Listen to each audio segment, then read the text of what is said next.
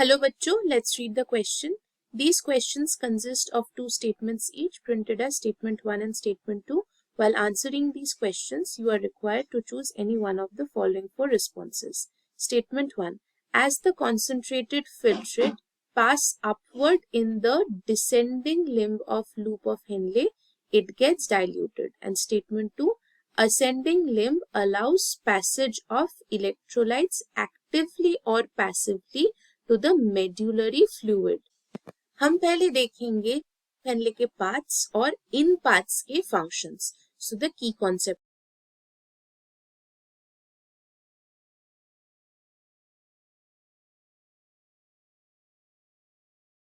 Types and function.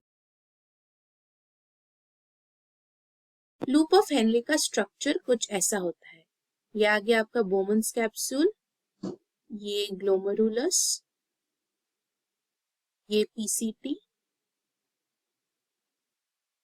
ये आपका आ गया लूप ऑफ हेनले. ये वाला जो लिम्ब है इसे हम कहते हैं डिसेंडिंग लिम्ब और ये लिम्ब है ascending limb. Loop of Henle का मेन फंक्शन क्या है?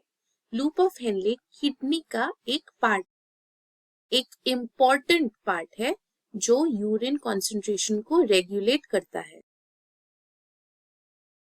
Urine concentration regulation. और ये दो पार्ट्स में डिवाइडेड होता है. एक हमने देखा डिसेंडिंग लिम्ब और एक असेंडिंग लिम्ब.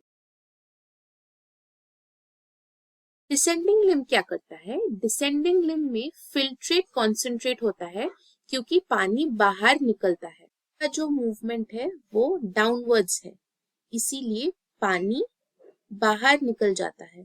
और असेंडिंग लिम्ब में फिल्ट्रेट डाइल्यूट होता है क्योंकि यहाँ से इलेक्ट्रोलाइट्स एक्टिवली या पैसिवली medullary fluid में जाता है. So let's analyze the statements. Statement 1. As the concentrated filtrate pass upward in the descending loop of Henle, it gets diluted. ये statement गलत है. Descending limb में filtrate concentrate होता है क्योंकि पानी निकलता है, इसीलिए यहाँ filtrate dilute नहीं होता. और statement 2 में ascending limb allows the passage of electrolytes actively or passively to the medullary fluid.